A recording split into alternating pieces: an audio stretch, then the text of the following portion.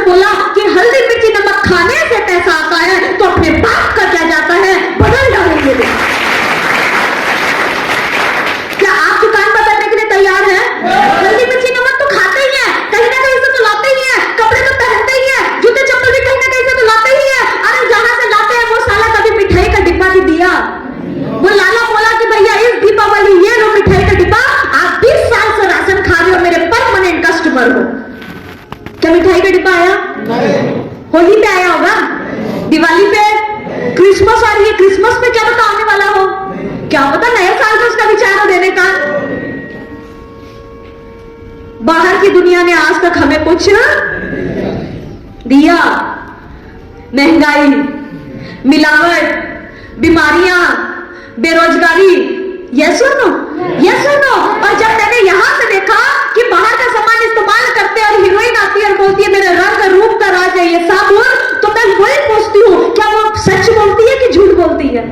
सच बोलती है। वो सच बोलती है, वो सच बोलती है कि मेरा रंग रूप का राज है ये साबुन, क्योंकि वो हम साबुन लेते लेते काले हो जाते हैं और वो साली हमारे पैसे से जूस पीते पीते गोरी हो जाते हैं। बाद में हमको हमारी पत्नी अच्छी नहीं लगती है, ऐश्वर्या राय की फोटो लगाते हैं।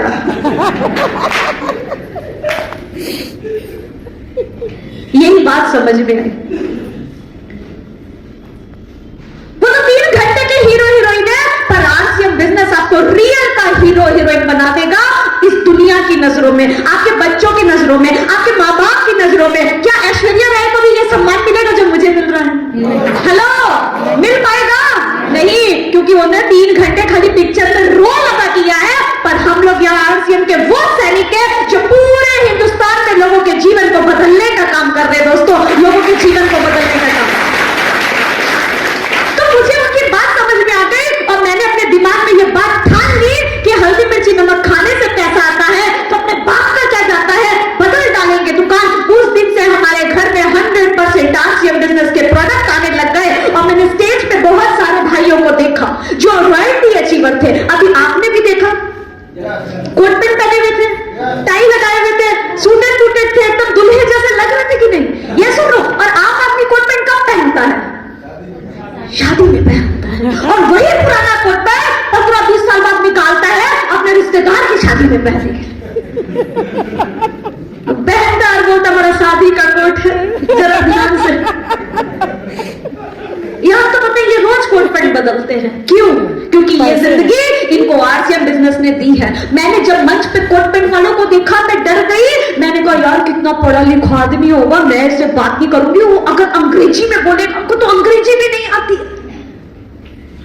कोई स्टेज पे खड़ा कर बोल रहा था इनकम 50,000, 1 लाख, 2 लाख, 5 लाख, 6 लाख इनकम बता रहे थे, टोटल इनकम लोग बता रहे थे, मंथली इनकम बता रहे थे। मुझको लगा यार इसके लिए तो बहुत पढ़ना पड़ेगा। पर जैसे ही उसने अपना मुंह खोला और बोला नमस्कार, राम राम, मेरा नाम फलाना फलाना है और आज से बिजनेस से पहले मैं समोसा बेचने का काम किया करता था। अरे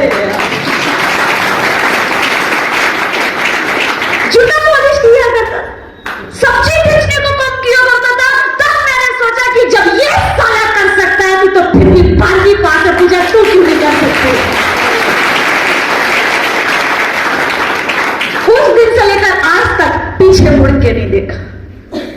आरसीएम बिजनेस को अपनाया, 100% प्रोडक्ट यूज किया और एक कसम खा ली कि कामयाब होना है, अमीर बनना है, लोगों की सेवा करनी है। जो आरसीएम में आ गया उसका जीवन बदल जाएगा, क्योंकि आरसीएम बिजनेस कहते हैं कि अगर आपको स्वर्ग जाना है तो उसके लिए मरना पड़ता है। ये सुनो, क्या स्वर्ग जाके आपका रिश्तेदार कोई पोस्ट भेजता है कि मैं स्वर्ग पहुंच गया तू भी आ जा? नहीं। लाइक करना, सब्सक्राइब करना, फॉलो करना, शेयर करना। नहीं। किसी ने भी स्वर्ग देखा नहीं है। और कहते हैं कि स्वर्ग जाने के लिए मरना पड़ता है, और हम कहते हैं अगर स्वर्ग देखना है तो उसके लिए आरसीएम करना पड़ता है, आरसीएम करना पड़ता है, आरसीएम करना। अच्छा मुझे एक बात बताओ, खूब सारा बड़ा घर हो, पैसा हो, गाड़ी हो, ना किसी से उधार मांगने की टेंशन, ना किसी को देने की टेंशन। जब जी चाहे तब घूमने निकल जाओ, जब जी चाहे जो खर्चा करना चाहो वो कर सको, जब जो पहनने का दिल करे वो पहन सको, जब जो खाने का दिल करे वो खा सको। किसी की शादी में जाओ, 500 रुपए की जगह 11,000 का सगन डाल सको। मुझे बताओ जिंदगी स्वर्ग होगी कि नहीं होगी? हो सकती है कि नहीं? करना चाहते हैं?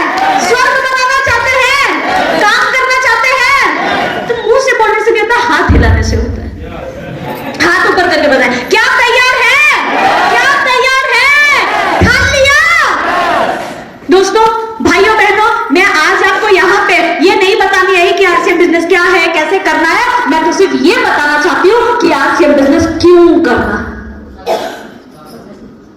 अगर आपके पास आपका कारण क्लियर है इस बिजनेस को क्यों करना है ना, तो दुनिया की कोई भी ताकत आपको आरसीएम बिजनेस छोड़ने पे मजबूर नहीं कर सकती।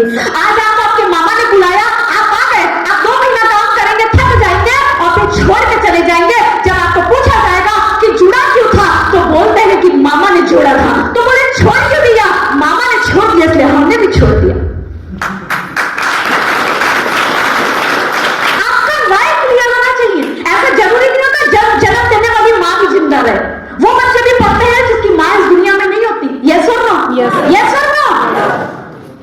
हो सकता है जो आदमी आपको जोड़ा हो वो बिजनेस छोड़ के चला जाए, हो सकता है वो दुनिया में ही ना रहे, हो सकता है वो शहर बदल ले, कुछ भी हो सकता है, पर परमात्मा ने अगर आपका आरसीएम बिजनेस में जन्म दे दिया ना, तो आज यहां से एक कारण पैदा करके जाना कि आपको आरसीएम बिजनेस क्यों करना। मेरा कारण क्लियर था कि मैंने इस बिजनेस को क्यों करना। मैं एक छोटी सी कहानी आपके साथ शेयर करना चाहूंगी। मैं बचपन में भी ये कहानी सुना करती थी और मैं अपनी हर मीटिंग सेमिनार में बताती हूँ। आपने शेर और खरगोश की कहानी सुनी है कभी? सुनी है? और वो कहानी सुन के आप खूब एंजॉय करते, मजा करते। कभी कहानी का मकसद समझा? वो जंगल का राजा शेर, जब शेर को भूख लगती है तो उसको भी फील्ड में जाना पड़ता है। ये सुनो, क्योंकि इंसान पैदा हुआ है इस पेट को चलाने के लिए, और अगर ये पेट चलाना है तो आपको मैदान में उतरना पड़ेगा, शिकार करना पड़ेगा।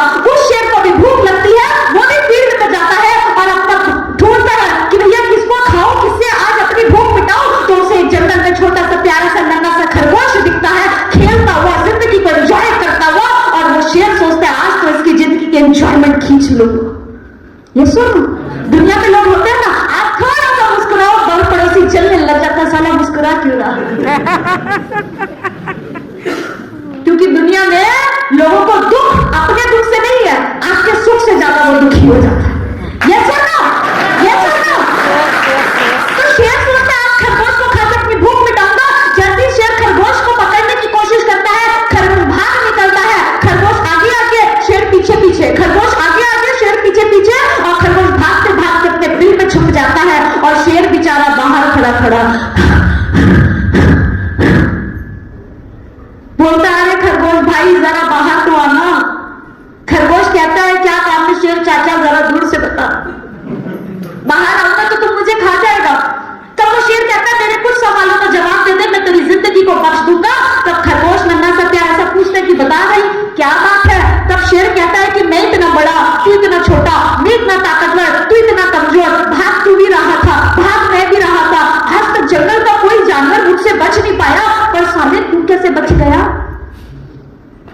तब नन्हा सा प्यारा सा खरगोश अपनी 2 इंच की गर्दन को बाहर निकालता है और कहता है अरे शेर भाई, तू अपनी एक दिन भूख मिटाने के लिए भाग रहा था और मैं अपनी जिंदगी बचाने के लिए भाग रहा था।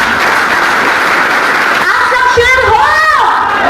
हाथ उठा के बताओ यार, आप सब शेर हो? आप सब शेरों को मेरा प्रणाम। हम सब शेर हैं, रोज भूख मिटाने के लिए भाग रहे हैं। ये सुनो, घर से नौकरी, नौकरी से घर, घर से नौकरी, नौकरी से घर, घर से दुकान, दुकान से घर, घर से स्कूल, स्कूल से घर, घर से खेती, खेती से घर। ये सुनो,